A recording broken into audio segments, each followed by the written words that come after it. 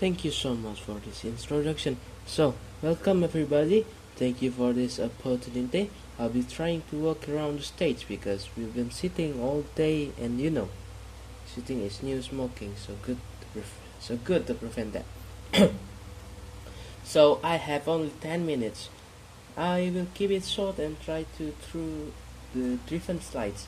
And of course, if you have any question, please approach me after the presentation. So I'm Kristen Daniels. I'm a PhD candidate at St. Antonius Hospital, which is in the Netherlands, and I will be taking you on a journey of changing the organization structure of Dutch teaching hospital.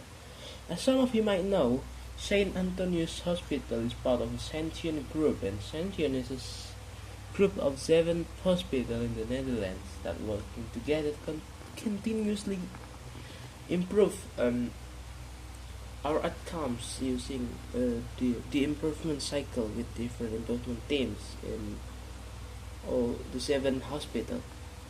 And today I will be talking about experience that we have been doing in St. Antonius Hospital, which is in the center of the Netherlands. And this is a figure that you have probably seen before, but I want to point out number 1 on this value agenda of Porter, namely the organizing into practice units. And organizing into practice units means changing your organizational structure and how you do this. And I think this is an experiment for everybody who is doing this. But I want to point out that there seems to be different ways to organize your hospital structure. I say specifically hospital structure because there is also preventative care, what we call first line care, and rehabilitation. But today we're talking about hospital care. We have been working with project teams.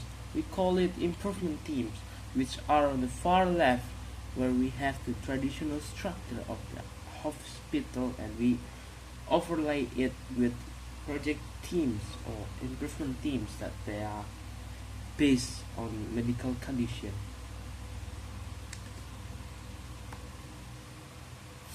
Also, there are options to move it towards a matrix organization or an actual integrated practice unit.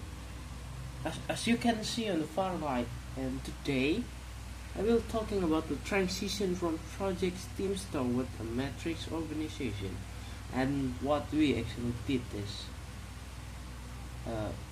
is to implementing a care chain.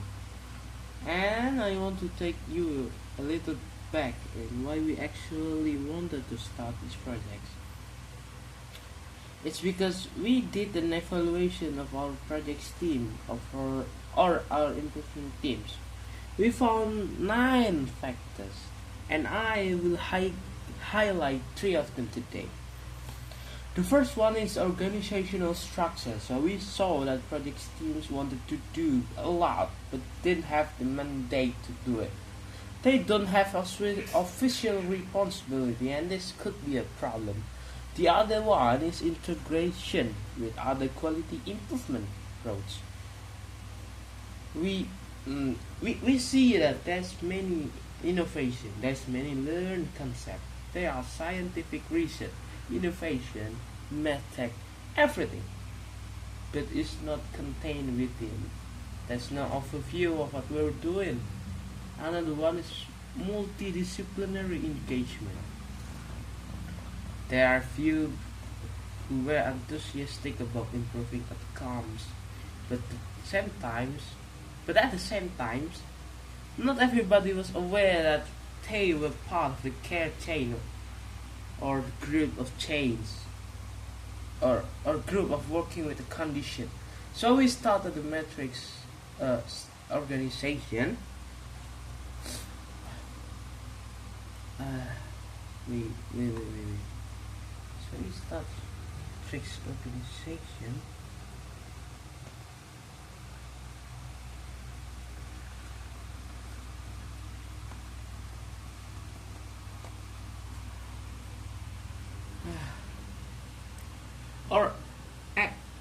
Actually, we start care change for 4 different medical conditions, and that meant that we are slowly transitioning towards a metric organization. And what is a care chain? That is actually a project team, the 10 with full responsibility for the quality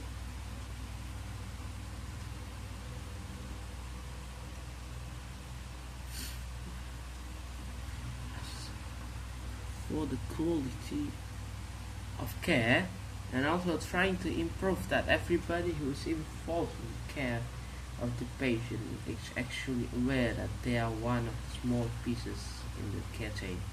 Also, we installed a daily board, and this daily board had actually time available. They are paid to do this, and we were also encouraging them to continuously experiment with the improvement. And the last one is a formal link to the existing department, and this is something that is quite challenging, and I will tell you about it later. So the governance of this care chain consists of daily board, a medical leader, so a physician, a nurse leader, which was a new concept for us, and a head of management person. They were supported by the data analyst and advisor. And cost. We need everybody involved in the care of this patient. And how does this look like mandate-wise or governance-wise? So the care chain is what we call horizontally. The daily board, as I mentioned, the three-headed daily board is responsible for the quality of care. They are formally responsible for that specific medical condition. But at the same time, the medical unit, as we know, for example, the cardiology department or surgery department, is still responsible for capacity planning and also knowledge of the medical condition. But very important, the traditional functional structure remains intact. So since this was an experiment, we wanted to try and find out the first experience with this care chains. So the care chains that we actually implement was prostate cancer, colon cancer, hip fracture, and breast cancer. So, and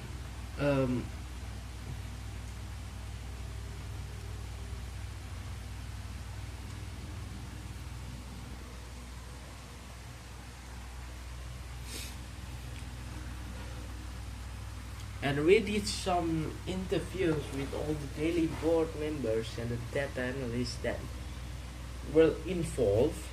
It's of a short time, so I will try to keep it short.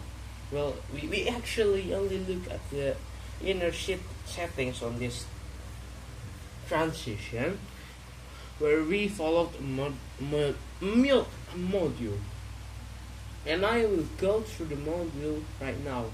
So the most important aspects were daily board members, and specifically the nurse leader, the medical unit manager, and the ambassador. We call the ambassador the enthusiast, that everybody enthusiastic throughout the whole care chain. And of course, the data analyst, the practices that were changed, and very important, we creating core alignment throughout the whole care chains, establishing value-based quality improvements. So, how to come from data to actually selecting intervention and the efficiency and effectiveness of care chains. So the integration of all things that improve healthcare, the culture, a very important aspect and often forgotten, the vision towards value-based quality improvement. So, are the people enthusiastic? Who are you including? Is it a physician-oriented or nurse-oriented? And a sense of accountability? And then the formation and the formance of daily performance of daily board, so leadership and creating support. Functioning within the fragment healthcare, remember as I said before, it is quite difficult because because the K chain is still there, but the department are still intact. Trying to conclude this, our findings and our experiments in firmly embedding the value-based healthcare seems beneficial in exactly the way we did in the care chains. But also, decision making remains rather complex, and I think it's a challenging topic for the future. A very important thing is that appointing a nurse leader was very impactful. We saw that they are really got everybody else enthusiastic on the workflow. Making data analysts part of your team was also very fruitful. Integrating the quality activities that was very good because it prevents double work and there's one daily board that is aware of everything that's going on for a medical condition. And creating a support base among disciplines, especially with the use of ambassador. And the multidisciplinary engagement has improved, so more people are aware that they are actually working towards improving outcomes for that specific medical condition. And maybe the most important conclusion is there are multiple ways to actually change your organization toward a more medical condition based organization. I am aware that it's oh, I see. Now the slide has changed, but I'm aware that's a very short presentation and you probably have questions. But please find me later. Look me up on LinkedIn or ResearchGate, or of course, join me for coffee. I think we need it as a new. I think we need it as a Europeans with the time difference. So please find me afterwards. Thank you so much.